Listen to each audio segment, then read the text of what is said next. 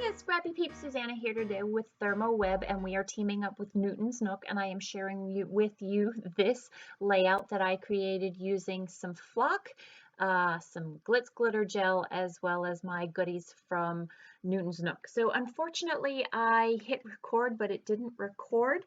And so what I am doing now is I am working with one of the Newton's Nook stencils.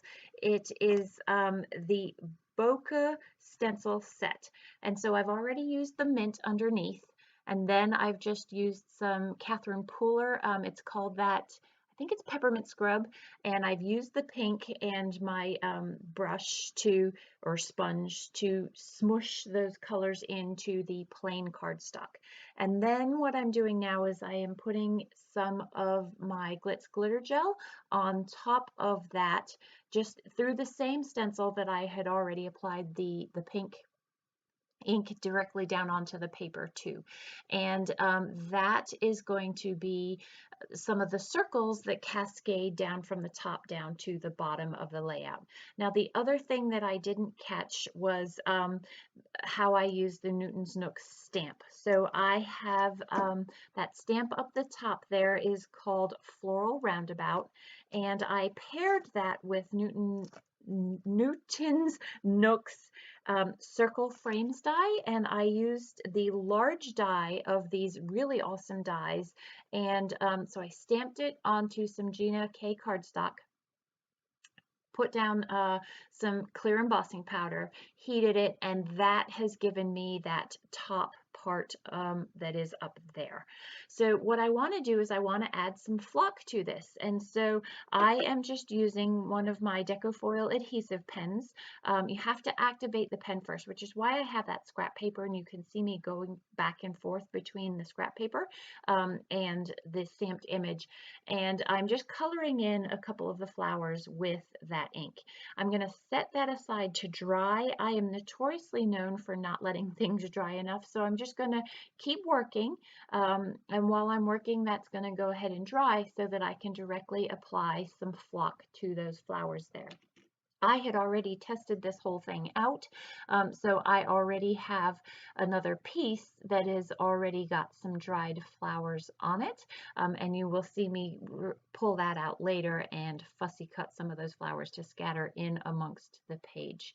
So the rest of the collection that I'm working with is Amy Tangerine's new collection, and so I have fussy cut some pieces of that already, which is what dictated the color palette that I am working with here.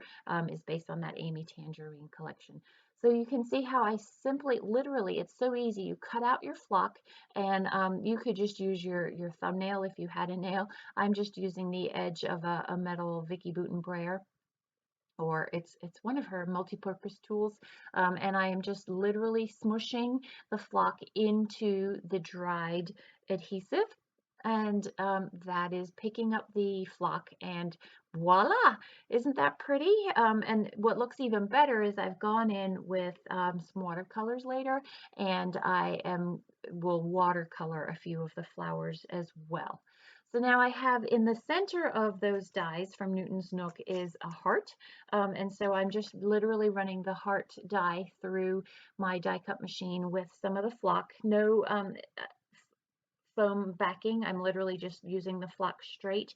I find that because of my plates being really well used, that if I put the die down so that the flock isn't facing you, so the color isn't facing you, so it's just the back side of the flock, that I get a better texture. It doesn't mess up the texture of the flock sheets, the transfer sheets, when I'm doing that.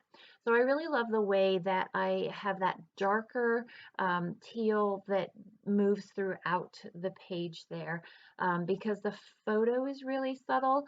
I just like that it doesn't just dominate the page there. So using one of the 6x8 sheets of Amy Tangerine with it's the third die in, or it would be the third circle die out.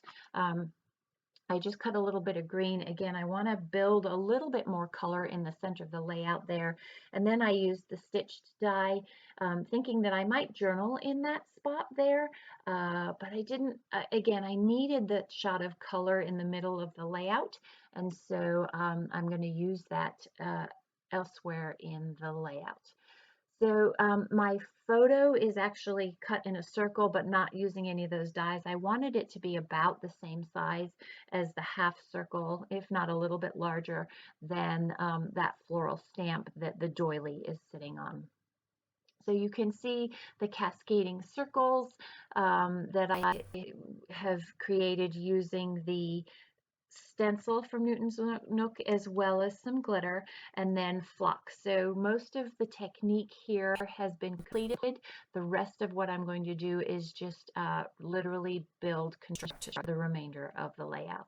So I shifted that mint green circle up because I wanted an equal spacing in the weight of the circles. So you can see the heaviness of the stamped circles up top, and then you've got that flower right there that I've put, followed by the weight of that pink glittered circle, and then you've got that big floral at the bottom. So it needed that mint green and it not to be white in the center to lead your eye down that cascade of circles there, or I should say roundish elements. So now I just have the other additional ephemera from Amy Tangerine's collection, and I'm trying to pick out just some subtle things to intermingle in that cascade there. I don't want to overpower the stenciled images, but I do want to add just a little bit more. So that sticker you can't read there. It says "You Matter." And then the pink one on the circle below the mint circle says "What a Day." And then I've got that there. And I just like the way that that little floral, that black and white floral, just sort of ties it together. So it's almost like a column that moves down the page there. So I want to add one of these florals. That's not a flower, Susanna. That would be a butterfly. One of these butterflies. I like movement on my page, and so by adding the butterfly, it's just going to allow me to have something that's being popped up off the page. And I'm going to use these dots single, and these are the medium-sized dots to apply that. I like the dots because it's just a circle of adhesive in the center, and so the wings aren't stuck down. I will, off camera, use that white circle that you see in the top right hand side of my screen that I thought was going to be the center of the mint circle. I'm going to use that because I feel there's something missing up that top right there, so I'm going to put that there along with a second fussy cut flower, which will also be adhered using dots. I'm just using some epoxy dots as the center of the flowers here. And I like the way that that just adds that little finishing touch to the flowers there. And so you've got a cascade of circles and flowers that come down the page. And I felt like I'm going to cut out this darker aqua here, and it's going to be too dark. So I will cut out the pink that I've got there, and I will stick with the pink one, fussy cut flower. But again, it just brings something that's up that top in the page down into the bottom of the page for some consistency to tie the whole page together. So not only do the circles tie the page together and the color scheme tie the page together, but elements that are scattered and sprinkled throughout the page as well. So that's the pink flower that I'm going to go ahead and stick with and get rid of that darker one. And I'm going to have to move it from where it is because of where I choose to place the title there. So the title, I am going to go to some old thickers that I have, and it looks like you'll see when I put it down, but somebody took a chunk out of the H there.